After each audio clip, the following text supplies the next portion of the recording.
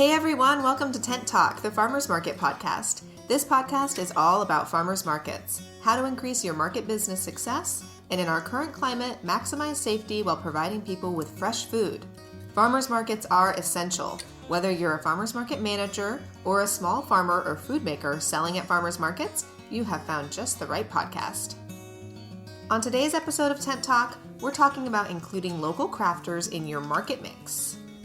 I'm one of your hosts, Bridget Myers. I've spent years as an on-site farmers market manager, and I am the education coordinator at Farmers Market Pros. And I'm Kat Fields-White, Director of San Diego Markets, still an active Farmers Market Manager, founder of Farmers Market Pros, and host of the Farmers Market Pros Community and Intense, the Farmers Market Conference. And I'm Justine Marzoni-Mead, Tent Talk producer, marketing director for Farmers Market Pros, and logistics coordinator for Intense, the Farmers Market Conference 2021. And I get to plug it. It's coming up, coming to you live online February 15th through 18th. If you register today, you can use the code TALK21 at checkout, and you will save a little bit because we love you. we love our listeners. We love you guys. We do. Well, welcome back to Tent Talk, everybody. Today we are chatting about how a carefully curated mix of crafters can increase a farmer's market's competitive advantage. Say that 5 times. A carefully curated mix of crafters.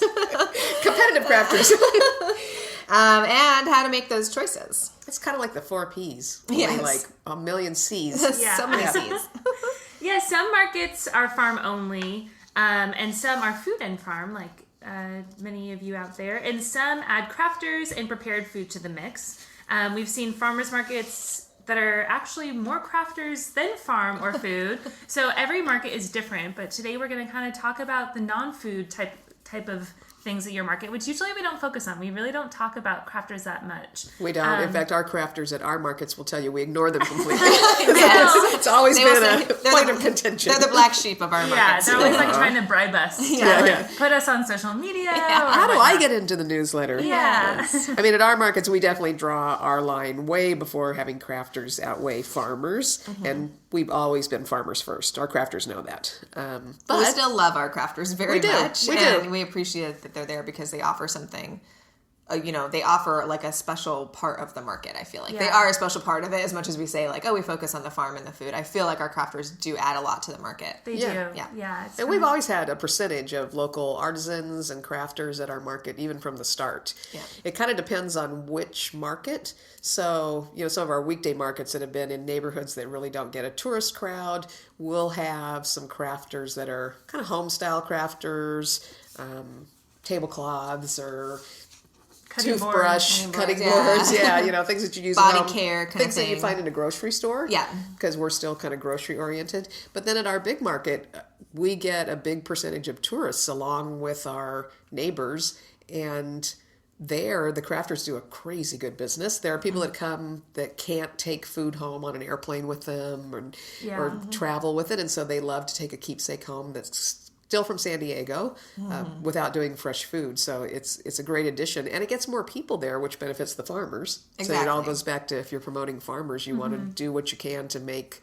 your market a one-stop shopping experience and compete with grocery stores and malls and all the other choices that people have about where they shop. Yeah, and I think that there are a lot of shoppers that come, especially to our big Saturday market, that may not consider themselves like farmers market people. And they come because there are crafters or there are prepared food. And then when they're there, they're like, oh, I actually do want to pick up some groceries, or these baked goods look amazing, or so it kind of it creates the Venn diagram of farmers market shoppers, makes that a little bit bigger, the people that end up staying and shopping because there are some crafters there. Yeah, absolutely. And they find out, oh, this is a great place to buy yogurt and the fresh bread that I wanted, even though I really came down to get a pair of earrings. Exactly. And just like, picking up gifts, like, oh, I'm going to buy a nice vase. And then, oh, there's some flowers there I can put in the vase. So it's kind of like a partnership between all the different types of farmers, food makers, and crafters all together. Trying to link all those people together. Yeah. Yeah. I think it still comes down to curation. You want to figure out kind of what percentage of your market you want to be non-food versus farm and food. We've usually kept it like maybe 12 to 15%. It's probably a little heavier than that at the big Little Italy market. So we had 6 blocks there, and pretty much one of those blocks was heavily weighted to craft and art, the one at the top of the hill. So, we were probably at 16% there of non-food, but then at our weekday market, we might be looking more of a 10% artisan crafters. Yeah. It just makes more sense. And we've always tried to do more, like we'll do kind of like around the holidays or, like a special event or like around Mother's Day or something like that. We'll kind of invite those temporary crafters to come in to the weekday markets around those special events because people are shopping more for gifts just around that time of year. But then consistently for the weekday markets, I know we had a lot less there, and it was mostly just like a weekly grocery shopping spot. So it depends on who your customer base is, who's shopping at your market. And you need to, for many reasons, you need to know who your customers are at the market in order to curate who is being hosted at your market, who your farmers and vendors are. Ongoing chicken and egg thing. Yes. Are you creating who your customers are by what you offer, or are you offering what your customers want? And it just keeps rolling and rolling and rolling. Yes. I mean, we do have a weekday market where it's 2 blocks most of the year, and then it goes to 3 blocks during the month of December because of all holiday shopping, and it's just mostly crafters and gift-oriented items and things just for that time of year. Yep, just the very holiday season. Speaking BC before COVID. So now we're under a little bit different restrictions. It is different. Our state is really closing down, as I know a lot of states are, if you're out there. And I had so many emails yesterday from crafters because when we first reopened, after we were closed down for COVID in March, the first 3 months that we were open, we weren't allowed to have crafters. We were only open because we were an essential grocery store. Yeah, per our city guidelines. Exactly. Essential items only. Right. And then they kind of relaxed that a little bit, understanding that we could still do crafts and things safely. We still don't really do clothing or jewelry at our market right now, although I know a lot of markets do. Yeah. Mostly because people are more inclined to pick those up, to check sizes and that kind of thing. But so we had a lot of questions yesterday because we're going into a heavier period of stay-at-home orders and things. We had questions from the crafters about, are we going to go back to we're not allowed to be there? Yeah. Can I come this weekend? I think they're all making their items this week to get ready for, like we're in holiday season. So the holiday season at a Saturday market, I know that those crafters just spend all their waking hours making that inventory. So they were really concerned. Yeah, they're very nervous. And for us, so far, what we're doing is we're still open because we're essential and providing groceries. Retail actually is still allowed to be open, but at 20% of normal occupancy. Well, our markets have been at 20% of normal occupancy due to City of San Diego guidelines for many, many months. So we're still counting people in, counting people out. So we're still keeping a really small selection of crafters, even in this next period, keeping in mind that we've got a lower capacity. People are going to shop for gifts this time of year especially, and they can do it outside more safely, we think. Yeah. Absolutely. And not to trash our favorite retail stores, but it's a fine line. We're better. Outside masky shopping. It's good. It's a fine line. But I think also people are, especially this year, I see a lot of people are really more inclined to find those local shops, those local makers, because they're trying to support them even more this year because everyone's given Amazon the finger because we understand that, look, if we only want to shop from Amazon for the rest of our lives, sure, let's do that and just continue to do that now. But if we want these small businesses to survive and we want to have that, post-COVID at some point, please, goodness, in the spring of this next year, if we want to have those shops still available, we need to really make an effort to shop from them. And the holiday season is a great time to do that. Yeah, it seems like the whole shop small philosophy has finally permeated the general public where people are, that's just a thing that people are talking about, especially this year. So it's a great opportunity if your market can allow it to kind of extend your farmers market covering to some of these other small businesses that are, they're crafters, maybe they're not food makers, but they've probably had a heck of a year too. And I know as a vendor that did a lot of makers markets, when I was selling hot sauce and at the farmers markets, but I did a lot of holiday markets. Yeah. And those have not been around this year. Some of them are doing them digitally, or they're doing some sort of, or virtually, or they're doing some sort of altered format. But for the most part, most makers markets that I know a lot of these artisans rely on to finish out the year strong, those have been canceled. So because there's no way for them to not just be what we would be considered if we weren't selling groceries is an event. And events are not allowed in a lot of states. So farmers markets are kind of a lifeline for some of these non-food crafters in a really wacky year. And it doesn't just benefit them. I mean, that's a really important thing. But just like when you buy food from a farmer's market instead of from a big box store, the money that you're spending with the farmers are going to spend back in your community. So exactly the same thing happens with the local crafters and artisans is when you're buying from somebody local, that money's staying in your community. It's fixing your roads. It's benefiting your schools. It's doing all the things. It's going to a restaurant that is now only allowed to do takeout. Yeah. Yeah, like buy from your neighbor kind of philosophy. Yeah. And I don't know if we've talked about this much since COVID, but I know, especially with crafters, I was talking to a few at our Wednesday market, and especially with this year and a lot of people that have been laid off for their full-time gig, a lot of crafters, they do have full-time jobs and their crafting business is their side hustle. So I was talking to a couple people on Wednesday, and since COVID, they've either been let go from their position or decided that they were no longer going to work at their full-time job, and so the crafting has become their full-time job. So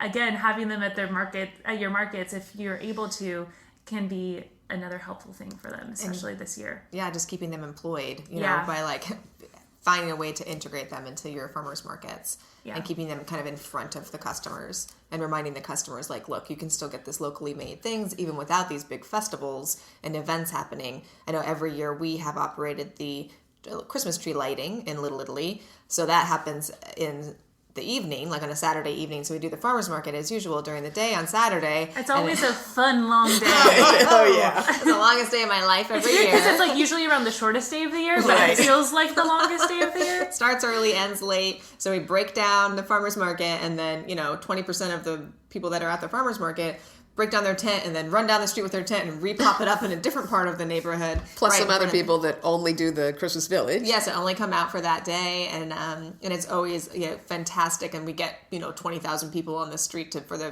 tree lighting. For the tree lighting. The tree lighting is actually crazy. so packed, so packed. So, and that is always such a big. The vendors talk about it all year long, like, oh, that's such a great event for us. Like, it just really kicks off the holiday season for our business so well. So those are the things we can't do this year. And it's like devastating because that's where, think about it, if you're doing a craft business that's kind of, can be really focused on holiday gifts. Yeah. Where are they going? Where are they selling? Selling online is just so saturated, and it's a lot of people are making it work, but it's like, that is hard to find people. So being in front of customers. The shoppers just don't have... They're confused. Where do I find my favorite crafter that I go back to every year to get things? Exactly. Yeah, and also crafters that are doing these markets, it's different where like they're not like a big name brand where people are like, oh, I gotta get this. People are just like, oh, I saw this cute little thing last year, and they were standing over there. We get so many emails. She had dark hair. Yeah.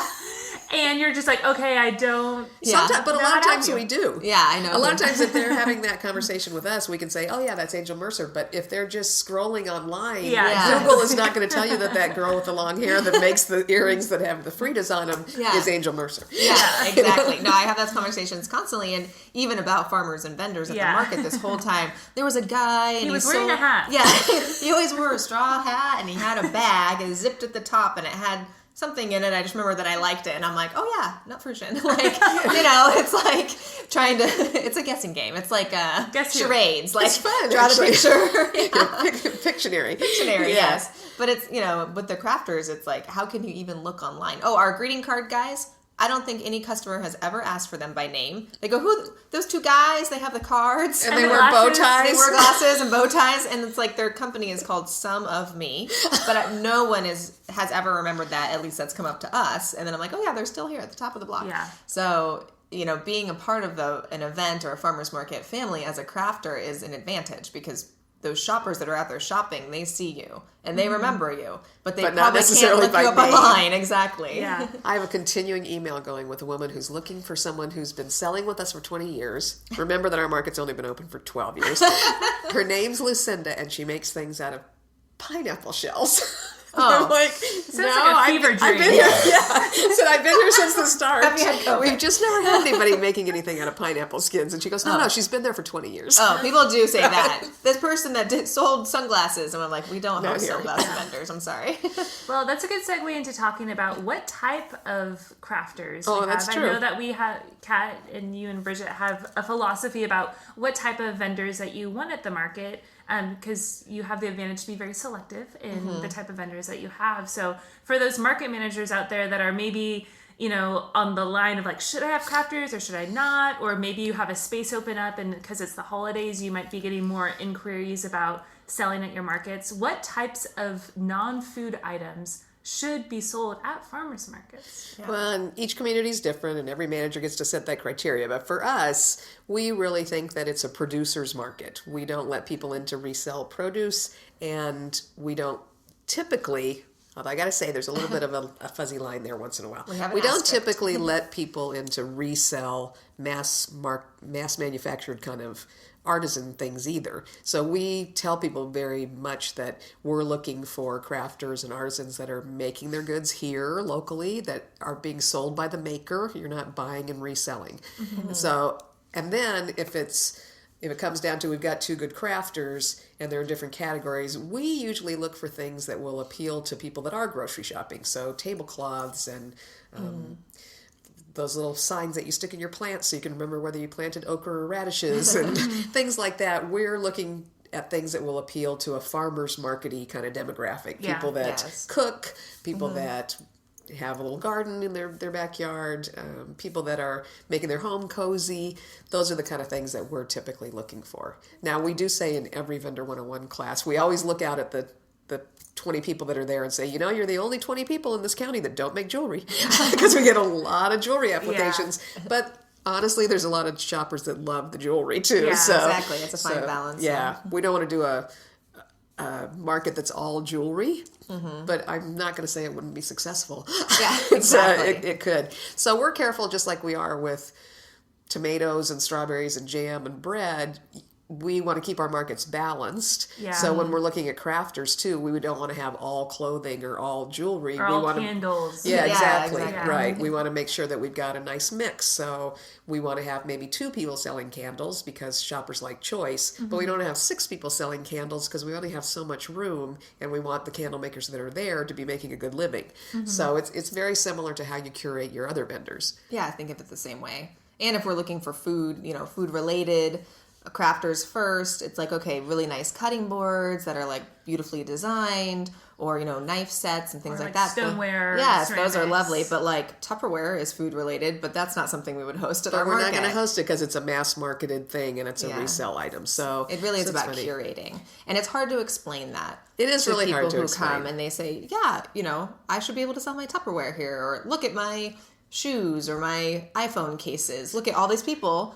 And granted, they are correct. I'm sure there are a handful of people at every farmer's market that do need a new iPhone case. But it's having to explain that, okay, well, we curate our market to like have a certain feeling and to be really like a local maker's market. Like these farmers are growing the things that they're selling. These food makers are making the things that they're selling. Yeah. We're also going to extend that into our crafters. You're not making that iPhone case. It's not something, you don't want it to be something that you can like walk into Target and just grab off the shelf. You want it to be like, oh, wow, like, I couldn't find this everywhere. Exactly. It's a specialty item, which is just how we feel about everything there. So letting them down, we call Kat the Dream Crusher. If we really can't, good at it. If we can't get someone to, back off the ledge a little bit at the info booth when they're asking us about being a part of the market, we just hand them a card we go, send Kat an email.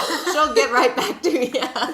And then I walk them back. Yes, I walk them slowly through that heartbreak. Yes. That this may be a great product, and I'm sure there's a place for it. Yeah. Just not at our place. Exactly. And which is also true. It's like, look, if you have a big, busy market, of course, everyone wants to be there and sell their items. That's just how it is. Yeah. But we'll tell people, look, there is a place for you probably somewhere at either like a pop-up market or at the swap meet or at, find your or at a fair. People. Yeah, exactly. So, I mean, we don't want to say, oh no, your item is terrible, get out of here. But it's like, look, you're just not here. Like, it's not a good fit here, but there's probably a good fit for you somewhere else. So and we usually try and point them somewhere that does make sense. Yeah. There actually was a really big market north of us that I think now is not called a farmer's market anymore, but for years it was called a farmer's market, probably because for many years our health department would only give you a permit for a weekly event if you were a farmer's market. Mm-hmm. So it had a lot of crafts and also a lot of iPhone cases and bedazzled NASCAR tumblers and cups and things like that, t-shirts,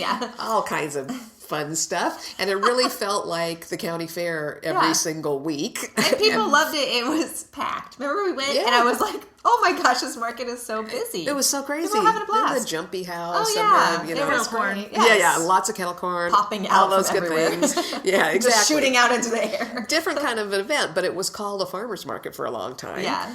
Because of those permit issues. Yeah. And I will say that that doesn't make me smile. I really think if your market is mostly craft. It's a nice way of putting it. If it's mostly But craft. it's not what brings you joy. It's not what brings me joy. And anything that doesn't bring us joy, we're releasing. Right, this year? So I think if you've got a market that's all craft, there's nothing wrong with that. Yeah. You know?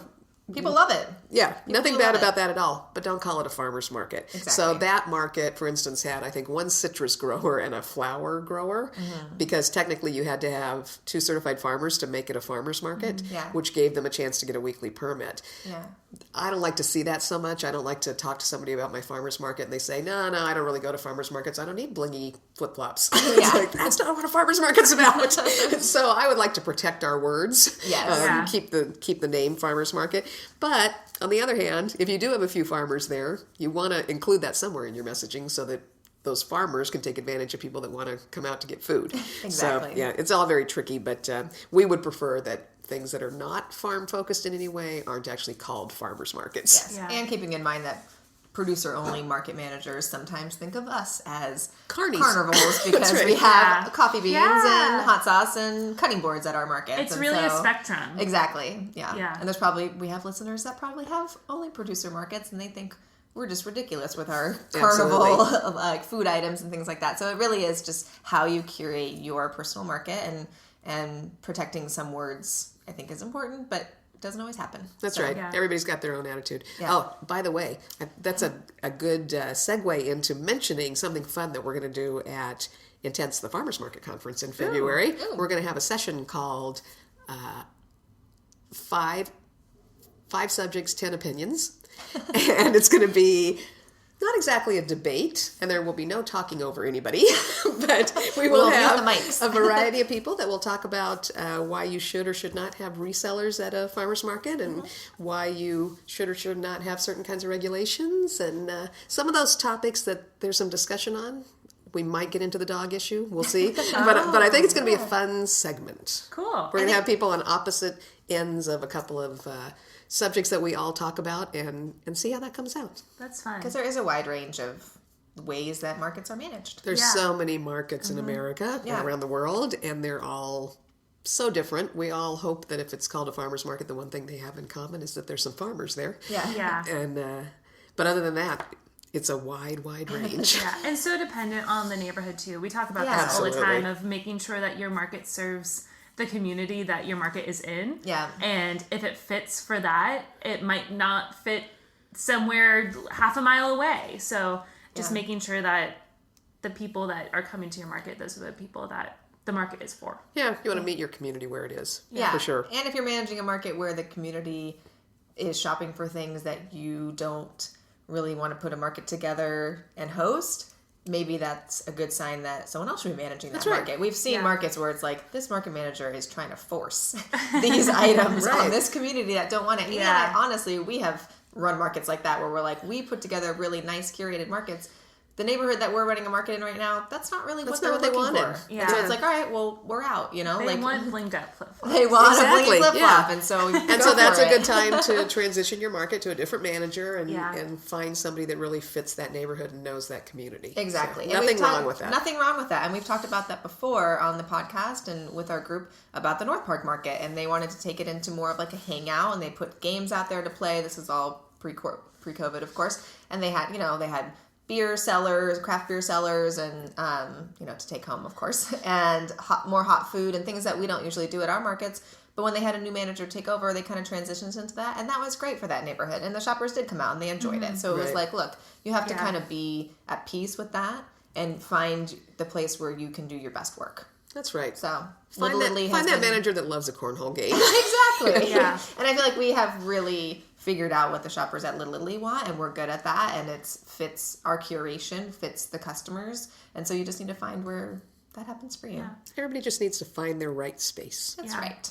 And in addition to, we talked about how crafters, it is this the symbiotic thing where, you know, them being in a market is helpful for them, but also it helps the market too, maybe draw out different customers. It also helps in, at least in part of our philosophy in the way that we curate markets, is through rent and subsidizing farmers' fees. Absolutely, yeah. So we've always had kind of a graduated scale of rent, and it's been the closer you are to the dirt, the less you pay for space.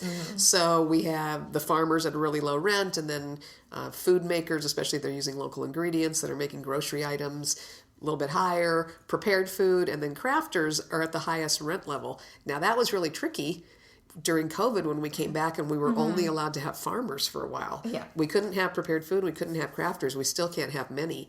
And that's making the economics of running a farmer's market tougher because we don't want to increase the rent for farmers. They're already struggling with not being able to sell to restaurants and, you know, all those things. But at the same time, the operational costs of the market are really hard to cover right now because we don't have those high rent paying vendors. Exactly. Yeah, so it's a little tricky. Yeah, finding that whole balance. I don't know. Yeah. I don't know how we're going to... None of us know that, but we're all working on it putting together. our budget together has been a little bit of a trick. Yeah. So working with crafters sometimes can be a little bit different. We find that when we work with food makers and we work with farmers, either they've gone through one of our Vendor 101 classes or they've been in other markets and they kind of know what to expect and they're used to dealing with health department regulations and what have you. And I think we've had managers point out to us, or we've noticed that crafters who come in don't necessarily come in with the same mind frame. So Justine, you've operated at a lot of craft markets, holiday markets, things that are really focused on kind of makers markets, and by makers meaning crafty kind of things. So what do you think crafters expect when they come to an event? I think that farmers markets in general are a little bit more down to earth. They're a little bit more... I don't know, there's just like a grit to them that, and because they are weekly or they're very, very regular, there is kind of this more routine where people are just kind of like, I know where I am, I'm setting this up, and there isn't usually, at farmers markets, somebody like walking around with a clipboard and a name tag and saying, okay, I'm the point person. You know, it's a little bit more like everybody understands collectively what they're doing and is kind of doing their little part as part of this bigger machine, where makers markets tend to be just organized differently. They're set up differently. Well, I guess that's one point I wasn't thinking about too. Generally, they're annual or they're 3 times a year, not every week. Yeah, right? or they're around the same time every year, or they're quarterly, but they don't always fall on the same day of the week, or you know. So, and just the people typically that curate them and run them are a little bit different, and oftentimes they're kind of a little bit more like fancy, or kind of, I don't know, there is a little more tutu. Yeah. Yes. So not to say that all makers markets are like that. Those are just mostly some of the more kind of like artisan maker, fancy lady markets that have kind of started to pop up more and more. Kind of the Etsy generation of makers markets that have started to pop up in the last couple of years. There's a little more hand holding, I think, at those kind of markets. And so I think that maybe when some crafters come into the farmers market, I think that maybe they are kind of like surprised at just the way that they're operated differently. And I think at farmers markets, there is kind of this sense of like seniority of like certain people have been there for a long time, or there's farms that have a 3-tent spread, and it's not, you know, you don't pick your booth space off that application map and say, I want to be here. It's being designed for a different thing. You can't like pay to have better placement, like kind of some things that you can do at crafters markets. Yeah, or you can't be like, oh, hey, I want to share a booth with somebody. Or, hey, I want to pay more to have a corner spot. Yeah. It's not as pay to play. And I think also just from a crafter's point of view, I don't think they understand how highly regulated, at least in California, how highly regulated farmers markets specifically are. Yeah. And that really the whole purpose of them, or at least from our point of view, is to support farmers. Or that's the reason why we're able to be there. Right. And so maybe some crafters might feel frustrated, like, oh, I'm paying so much more than this farmer, or why am I secluded over at this other part of the market? I want to be in the heart of the market. Yeah. I just don't know if all of that kind of like permeates their understanding as much, because at maker markets, they're the superstars. Exactly. They are and they're getting the getting promoted, and they're being able to like be front and center everywhere. And I think that's a good point. Like, we're so highly regulated, and we have the ag department and we have the health department. Yeah. And like, those are serious regulation agencies that come out and inspect us. And it's like, we take that very seriously. And I think at maker markets, it's also serious, but sometimes they might be like inside a building or on private property or something. So they're not dealing with the same city. And like, coming into a farmer's market could feel like a totally different experience. Yeah. Well, and to the point of being in a building, it's the people we've struggled with always in terms of being open, rain or shine is the crafters, because the farmers, they're used to dealing with it. They work out in the rain, and the food people get used to it. If you've got like a fabric item or a piece of art, you're more concerned about being out there in the rain. Yeah. And actually, them keeping up with that weekly inventory is often a struggle, especially for people that are just coming into markets.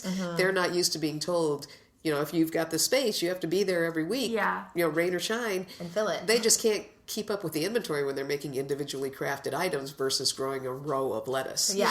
I think also for some crafters, I mentioned this earlier, but at least in my experience working at maker markets, it did, and I always had a full-time job in addition to the business that I operated. And it seemed like for crafters, it's hard to be a part-time farmer. Yeah. I think for the most part, like farmers, that that's their thing that they're doing. Yes. For crafters, it seems like, I make macrame when I get off work at 5 and I do that all weekend. And so I think it might be a little easier for them to kind of save up all their energy, do 4 big maker markets a year, and that's it. So I think for them, maybe doing a very consistent weekly market might get a little unwieldy if they also hold a full-time job and they have to make product. And so I think that maybe getting them to commit to that consistency of a weekly market may seem like a stretch. It's been a trick in our experience. Although the ones that have done it, it has been a nice thing, just like with less with farmers. I think you're right. With farmers, usually at least one of the team is there full time. Yeah. But for food makers, same thing. A lot of times that's a side hustle. And then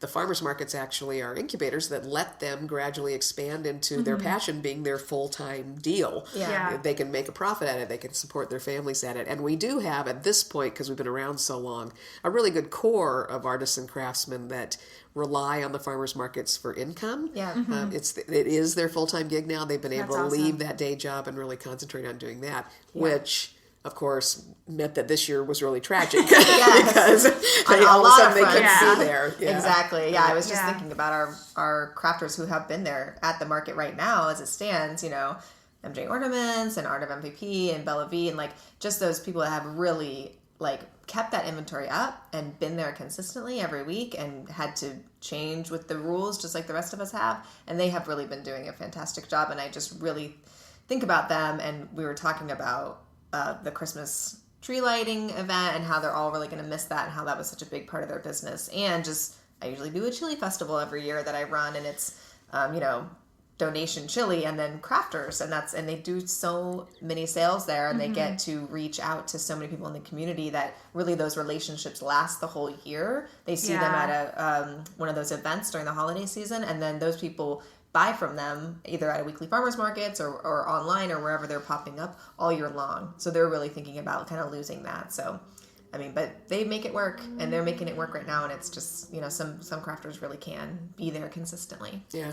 It's impressive. Yeah. So thinking about making sure that people know that crafters are at the market, but not wanting your brand to totally be fully crafters. Exactly. How can market managers support their crafters and promote them without having it take over all of the space on their Instagram feed or the public getting the perception that your market is more of a craft fair than a farmer's market? Well, I will admit that we almost never promote our crafters except for certain times a year. And so those of us that are writing the newsletters and doing social media and things, we always have this conversation that, hey, it's these 2 weeks before Valentine's Day, this is our big chance to promote our crafters. Or this weekend's coming up with Mother's Day, so this is when we can really promote our crafters. So don't write about strawberries all the way through the newsletter, because you can write about strawberries all the time, but this is our chance to not necessarily make the market about crafters, but pump up our crafters and have people understand why there's crafters at the farmers market and that this is a great place to buy your gifts. Yeah. So holiday periods, we tend to promote them some.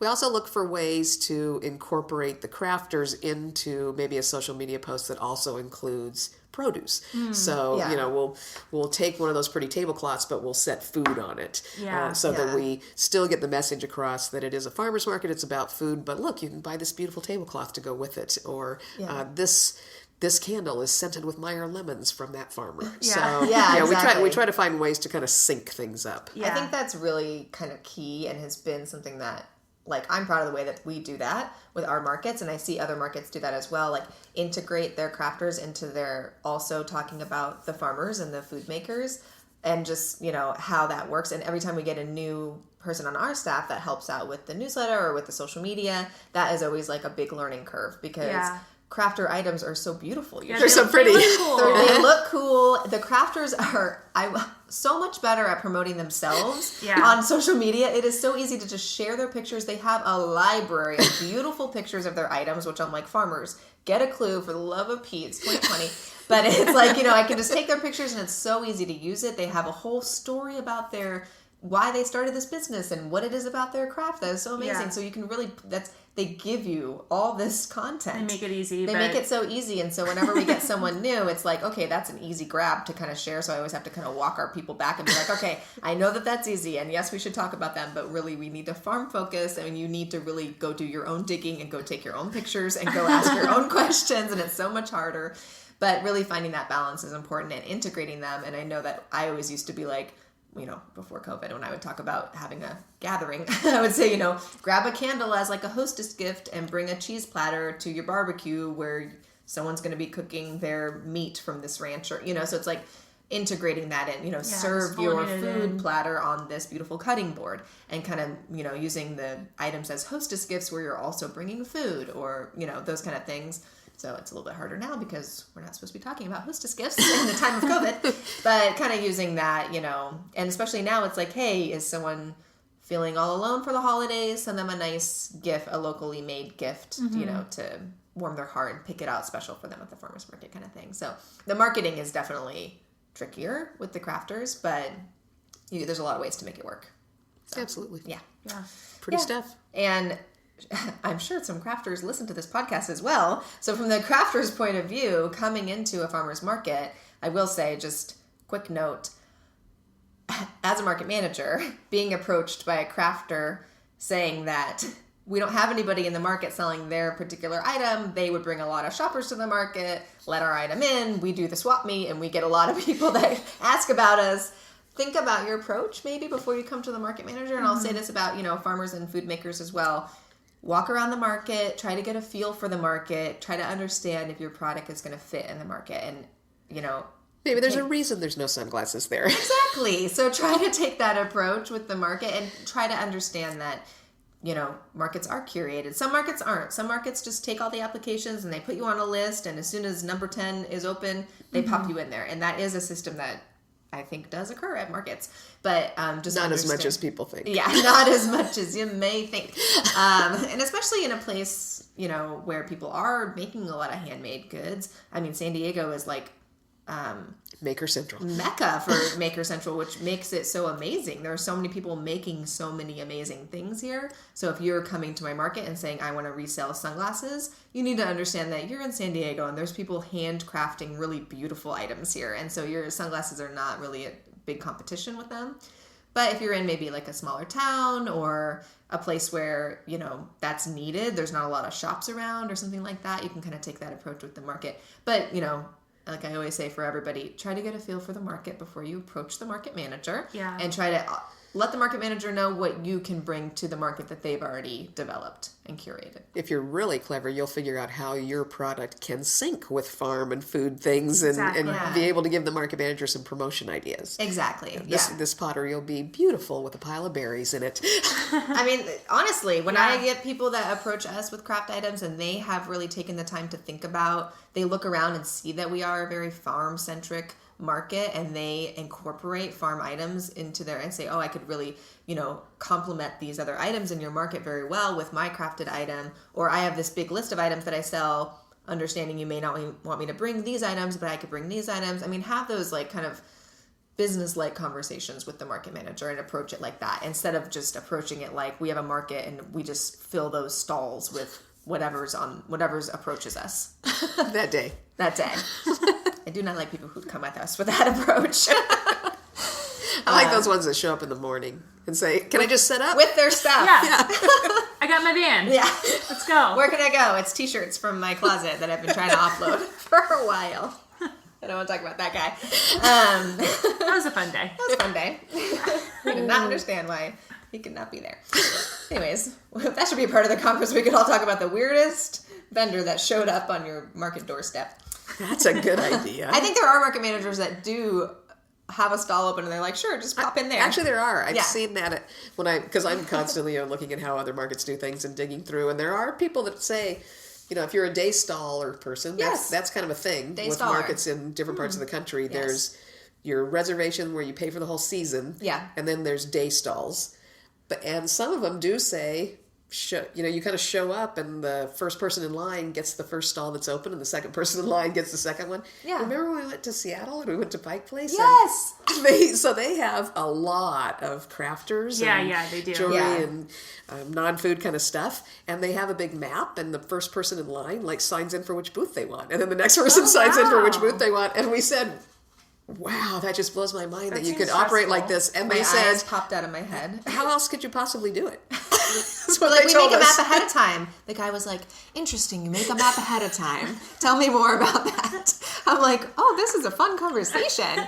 But it was like, it seemed easy to him that people just signed up. They've been doing it that way for a long time. Yeah, it's funny. So there's so many ways to do this. Yes, there are a million. And no way is really, it's not the right way, and our way's the right way. But no, there's no right way and wrong way. But it's just funny how many different systems have developed and how different they are. Yeah. Which is to the point when crafters show up and they're expecting one system and they show up and see a completely different system. Understandably, it's confusing sometimes. But sure. I have low sympathy for that. I'm like, get over there in the corner. You are 3/4 of a mile that way. Wow, I feel like you're sort of an apprentice dream crusher. Get in the corner. I see where you got it from. I think it's genetic. So many things. Oh my goodness. Oh boy. All right. Well. All right. We love our crafters. Anyway, this makes me want to go post about our crafters right now because now I'm feeling bad. And it's a great time of year to post about crafters. That's right. We could do that all the way through December. Here we go. Yep. And of course, we're all in the same mindset, and this is preaching to the choir. But please shop locally this holiday season. Yeah. Yeah. Yeah, and tell us what you're doing with your crafters. Yeah. Oh, yeah. I need to use my pun. What are you doing to promote your market through the cold, dark winter? I know we talked about that in a last episode. Week. Yeah, last week.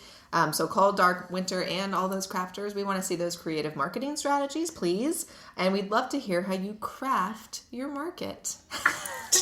That was Cat. Waka waka. Womp womp. Pop us a line or meet us in the Farmers Market Pros community group. Farmers markets are all about community, and all of us, operators, farmers, and vendors, keep learning. We offer a variety of ways to do that. Learn what's happening at markets in other parts of the country and share what's happening in your area in terrific conversations over in our private Facebook group, the Farmers Market Pros Community. Find us there, answer the 3 qualifying questions, and join the group. If you're just getting ready to launch your farmers market business, increase your chances of success by taking Vendor 101, now online and available for aspiring vendors throughout the U.S. Find it at farmersmarketpros.com. Take advantage of our special discount code for podcast listeners, TALK21, and register now for Intense, the Farmers Market Conference at farmersmarketpros.com. Now's the time to get the earliest of early bird prices and reserve your place at this 4-day conference coming to you live online in February. Have a question? You can always message us on Instagram at Farmers Market Pros or email us at connect@farmersmarketpros.com. Thanks for listening to Tent Talk. Please leave us a review on iTunes, Stitcher, Spotify, YouTube, or wherever you access your podcasts, and tell us and others how you're enjoying Tent Talk. If you're listening on YouTube, give us a thumbs up and be sure to subscribe to our podcast so you don't miss our next episode. Tent Talk, the Farmers Market podcast, is proudly produced by Farmers Market Pros, where passion meets profit. Today's episode was recorded and edited by Justine Marzoni Mead. Original music by David Mead. Thank you so much for listening today, and we'll have another great episode for you next week. Tune in.